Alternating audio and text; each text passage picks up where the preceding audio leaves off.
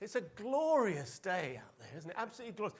Who wouldn't want to be in a basement with me near Marble Arch? I mean, who, honestly? So, yeah, we're going to talk a bit about disruption, just to cheer you all up. There's no one in retail here, is there? Hopefully not. Right. Disruption. There's a lot of talk about it. What does it really mean? So I thought I'd try and condense all those external factors, all those things that are happening to us as retailers and as humans. This is a huge stage. I'm going to keep. These are the cheap seats up this end. So let's. They're not giving me any time because I need a good 2.5 hours to go through all your problems. But let's start. Look, number one, all the things to worry about. Climate change. Climate change means that we've just had a fantastic few days in February. We have to feel guilty about it. Don't we? It's horrible, isn't it? Nothing's good news. Terrorism, do I have to really talk? No, but it's not going to get better, is it? It's going to get worse. Migration, and so we don't know whether we want it or we don't want it. It's tricky, isn't it? And then not least, social media. That's my symbol for social media. I mean, the fact that you're all addicted to this thing. You're all desperate to have a little look now, aren't you? See whether someone's texted me. See, just have a look, see if they liked my little picture from the weekend. Yes, they did. Yes, they did. Fantastic. And, the fact that our kids are totally addicted to this funny little device and the bullying and all that. There's a lot of issues there that we have to deal with now. And then drones. If there's one thing that's going to disrupt your industry, the logistics industry, drone deliveries, and then as human beings, drone surveillance. What, you think that's not coming? These things will be hovering outside your office window, watching you, I promise. That is all coming down the line. And then, let me just add to all your woes. I mean, superbugs and, the pandemic. So you can't open the paper if you still use a paper without some terrible pandemic that's coming our way and we're all going to be dead in 5 years. I mean, it's pretty grim, isn't it? Pretty grim. And then, not least, politics. And I'm not, that's my symbol for politics. I'm not going to get into that too much, I promise you. We're going to let Matthew do that later because I'm not mentioning the word.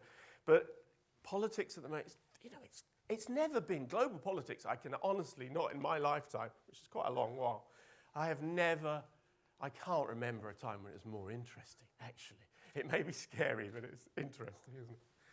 And then, finally, in my little list of worries, all the things you can worry about, is robotics, AI and robotics. I mean, robots.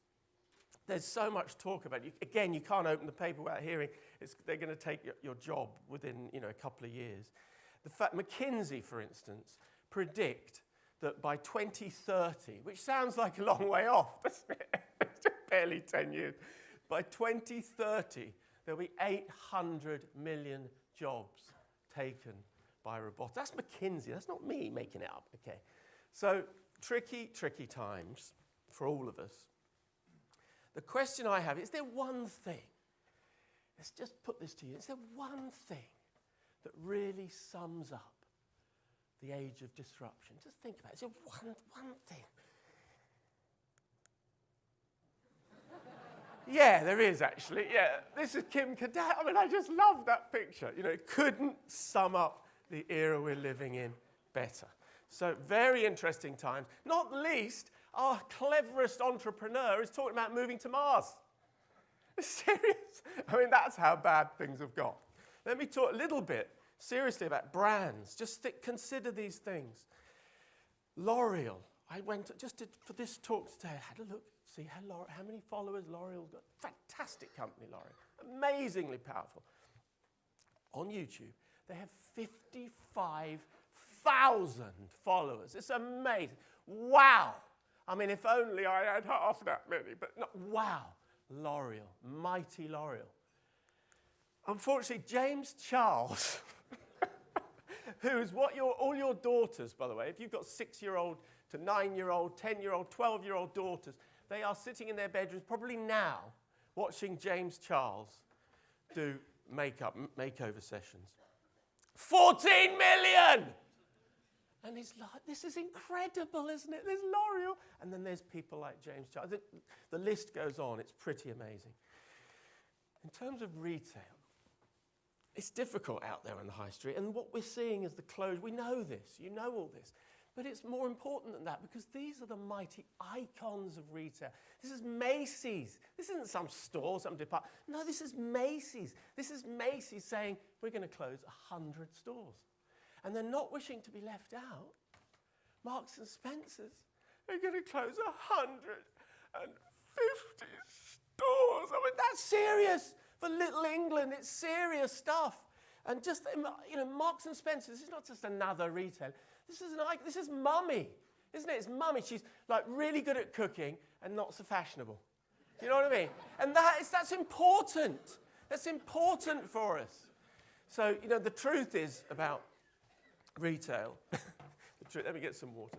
The truth is that that we're seeing a revolution. We're seeing a massive shift. And the only brands, it seems, that are opening are ones like Amazon, where you don't have to pay. You can just go in and steal what you want. Take it home. This is the future of retail, folks. So, not easy times.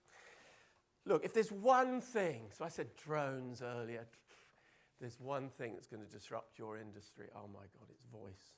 Voice is incredible. It's barely started. I mean, just think about it. There's Alexa is listening in to everything you're doing and working out what you might want. That's the next thing. So at the moment, she's just delivering what you ask for, but actually she's listening. She's listening and learning about your behavior and what you do on a Friday night. She's listening. She's going to be listening in. If you have a family row, she might pick up on it and say, calm down, guys, calm down. She is going to be listening to everything you do. I promise you. And so, yes, she can bring stuff to you, but she's going to be able to target you. This is what we call hyper-targeting. It's happening now. So at the moment, you know, if you click onto Amazon Prime, it knows kind of who you are. The algorithms have worked it out, and it can offer you shows that it thinks you're going to like. And it does that now. That's fine. The next level, though, the next level is to manipulate that.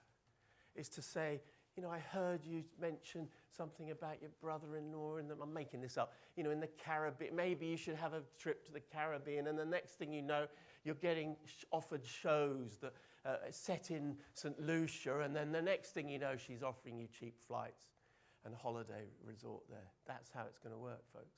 This is massive, okay? And when we talk about George Orwell, we've invited this beast into our homes, and it's going to manage our lives. It's going to make it better, but she's going to know everything about us, and that's really the next level that's coming our way. So very scary. Who's to blame? Who's to blame for all this? Because I like to sort of pin things down. You know, what can we blame for this? I know you want to say Donald Trump again, David. No, who can we blame? It's God. Yeah, it is God. And what I mean by God is this. You have to pretend this is smart. This little device here. I just keep moving up and down like this to try and keep you all involved because I know they're going to sleep in the cheap seats. So this little device, this is kind of the great overlord of data, isn't it? It knows everything about us. We feed it with information. It's listening in on us. I mean, the power of this little device has changed everything. That's why I call it God. And it's quite a biblical story, really, because this smartphone thing arrived at about the same time as the crash, almost exactly the same time as the crash. 2008, the iPhone sort of turned into a smartphone. That's the truth. You can look it up. And just at the point at which we're questioning what's this all about, what is all this capitalism and all these big corporate companies and the banks cheating me and governments lying to me, and I don't know. And suddenly, the heavens opened, the clouds parted, and God, I know you think I'm mad, God, he reached out and gave us a little slab of black glass. There you are, my child. Thank you, God. What does it do? Well, it connects you to the sum of all human knowledge. Really? What's this? Yes. You just reach out and touch it like God touching Adam's finger to that little round button at the bottom of your iPhone. Other brands are available. Only one, really. And you can ask it anything. It has access to anything. It can bring you anything. Ask it the most obscure question. It knows. We're already cyborgs, okay? So that's where things have shifted. And you only have to look back. You think, once upon a time, this is your conference in a nutshell here. Once upon a time, a very technical graph for you. Once upon a time, we used to go out to get stuff. Didn't we? Do you remember? It was lovely. I mean, I won't go through it. But we used to get in the car, little coin, put it in the tank, in up and down, collect the stuff, put it under the take it back in. I mean, it's just ridiculous. Your great-grandchildren, go, Daddy, Granddad, tell us how you used to get stuff. It's hilarious. I mean, it's funny. And we used to go, yes, we used to get in the car. What about the trolley? Oh, we had to put that get a little pound coin back. Really? It's hilarious, Dad. Yes, the world's changed, and now we know, since God arrived, that today, stuff comes to us. This is you. This is what you do, isn't it? This is the whole summed up in one graph. Simple. The problem you've got, he says, just to add to your problems, and I could pick on any one of you, we've got too much stuff. Sorry. I know, looking at you, that you can't get your jacket in the wardrobe very well because it's already a bit stuffed, isn't it? It's full, isn't it? It's full. And at the bottom of your wardrobe, there's just too many shoes there, aren't there? We know. I don't have to know any of you to know that. And it's not just clothes, it's everything. We've got enough stuff. You can't get your bloody toothpaste out of the cabinet, can you, without all that other shit falling out the cabinet? I'm sorry, I already asked if I could. I have permission from Patrick to use the word shit, as long as it doesn't, he says, shit is fine, don't go any further than shit. So I have a shit pass, and I'm going to use it. Okay, so that's the truth. We've got enough stuff. So how are you going to get, that's the big issue for you guys. So the serious question. So in this post-stuff era, where we've got everything, what is the new currency? The new currency, I know you're all dying to know, the new currency is feel, isn't it? It's how we feel. And that's what brands are for. They're about reaching out and making us feel something. That's the new language. That's the game you're in. If you think it's about stuff, you misunderstand it, okay? Let me explain, look, very quickly, because, where's my timer? Because I'm worried about time. Give me half an hour. Look, function versus feel. We're moving from a function economy to a feel economy. You kind of, crudely, supermarkets having a tough time at the moment, they just supply stuff. Markets, much more community-based. We used to worry about product benefits. Now we think about its ethics, what it means, what that product stands for. Promotions on one hand, yeah, great, 3 for the price of 1 and a free cake. There's all of that. But the other side is what your kids are interested in. FOMO, the fear of missing out, something going on. It's quite interesting. Value, yeah, we all love value. But values are where the money is. That's where the currency is.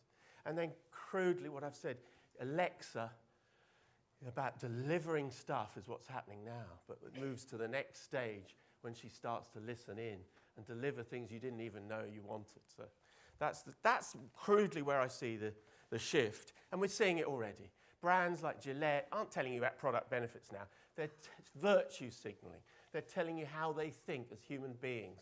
It gets political. It's a tricky area, but it's almost impossible not to become part of that language. Brands have to connect emotionally, and so they're going to look more and more to virtue signal. So we've seen Gillette do it, and we've seen Iceland, and the move on palm oil. I mean, it happened so quickly. It's incredible, the power of social media. So, a new economy, a new landscape. Just looking back at 2018, let me ask you a question. What was the most evil thing of 2018? I know you're all thinking the same thing. Wicked thing.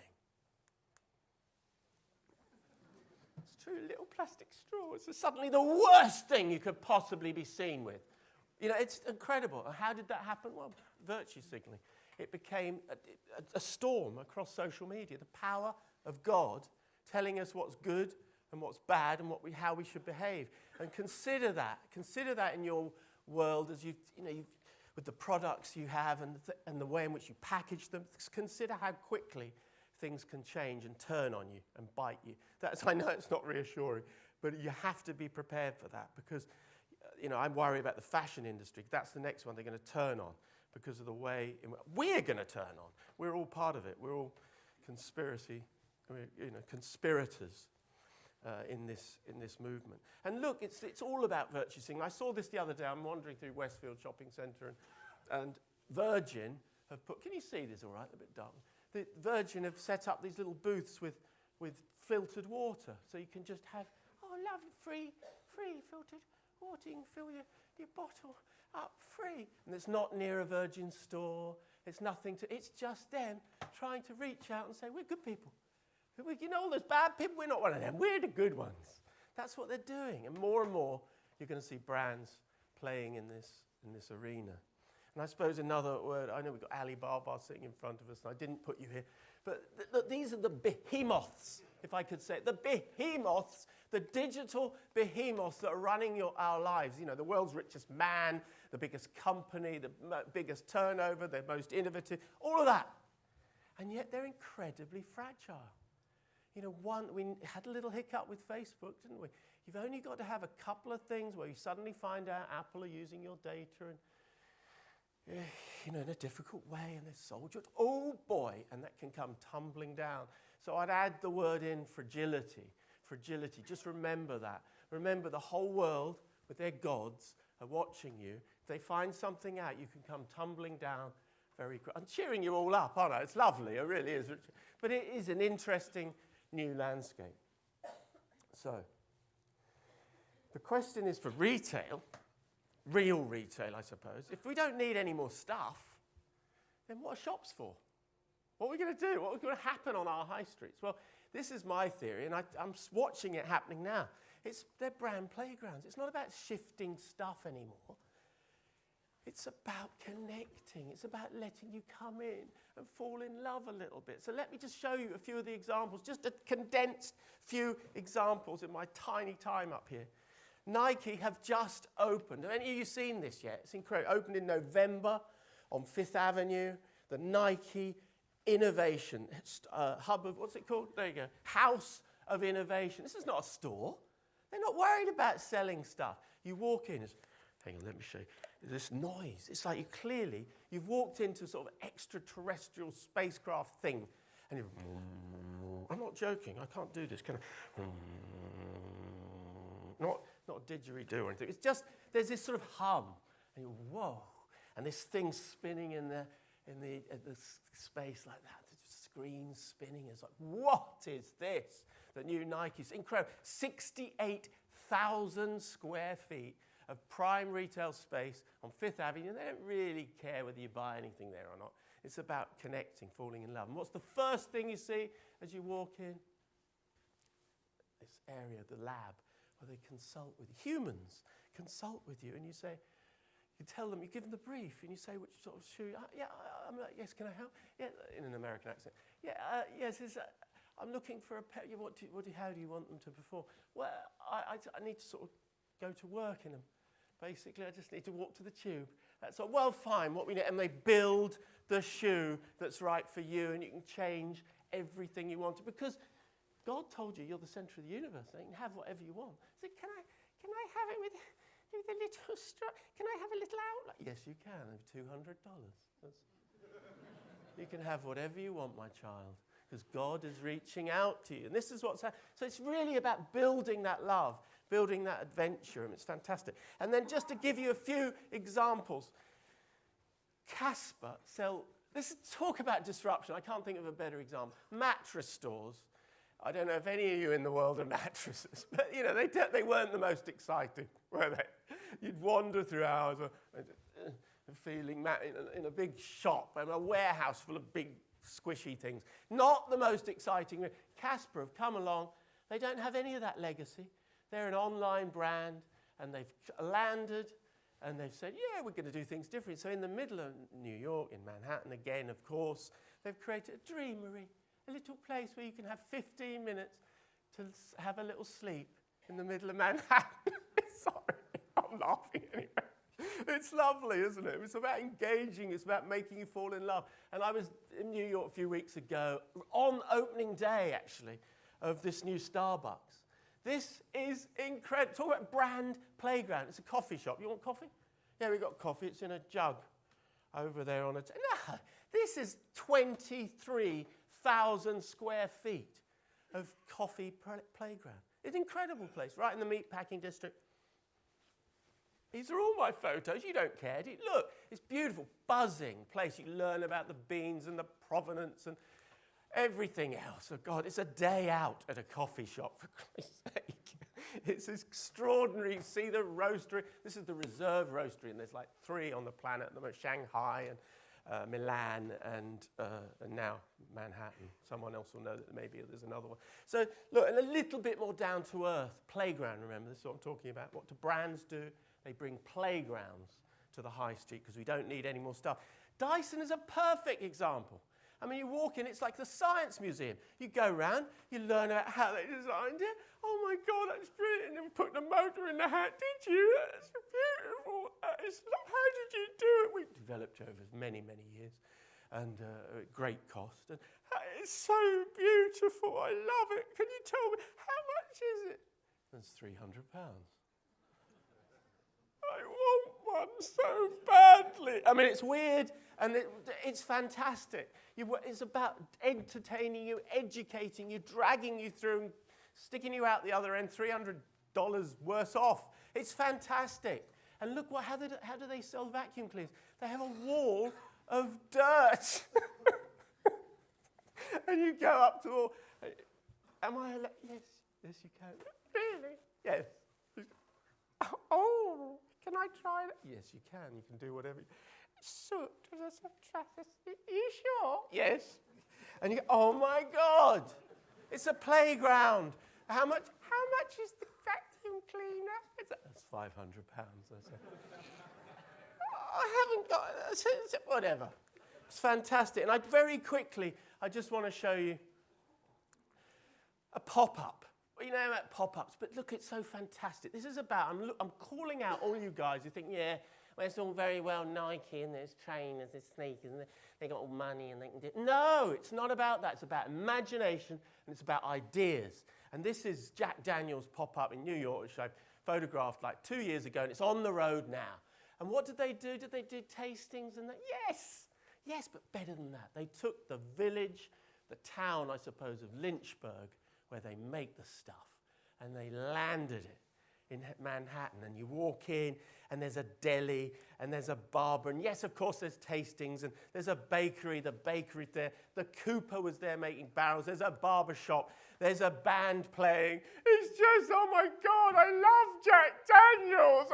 And it's weird, and you get sucked in, don't you? It's fantastic. A barrel, mate. They're making the barrels look over here. Is it possible to have my name on the barrel? Yes, it is. $200. It's fantastic. You walk out of there with a barrel under your arm. It's fantastic. But that is the future of retail. It's about reach. And there's even a travel agent to organize your trip so you can actually go and visit the real Lynchburg. And VR, of course, there's VR. They have to transport you there, and you can wander around the distillery like a zombie. I mean, it's fantastic, fantastic stuff. And I just think it's a lesson in creativity. Stop thinking, well, we can't really do anything. Yes, you can. It's about imagination. And look, there it is. It's packed up in barrels, and off it goes to the next city. Brilliant stuff. And I wanted to show you something. We're nearly at the end because I'm running out of time. They don't give you much time, do they? But look. I like to show you fresh things. This opened yesterday, down the road, Charing Cross Road. They've opened a pub, and it's called The Runaway, and it's New Balance. It's New Balance. It's back to training shoes. It's back to sneakers.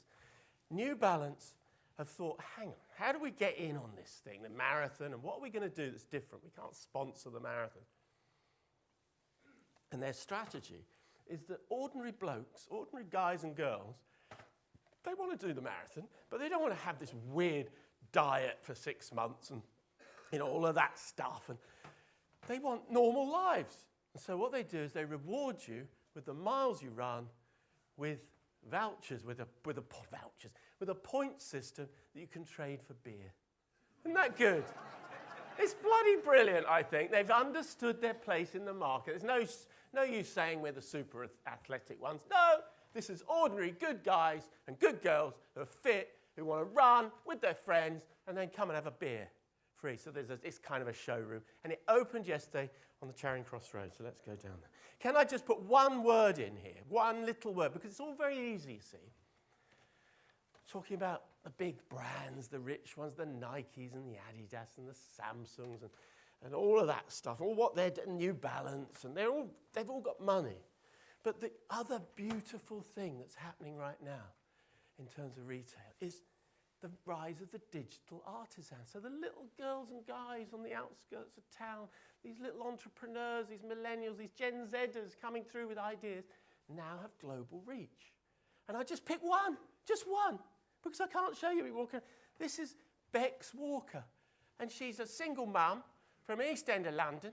And she's come up with, I have to talk like that, a little bit of a, and she's come up with this thing, healthy breakfast pots in jars.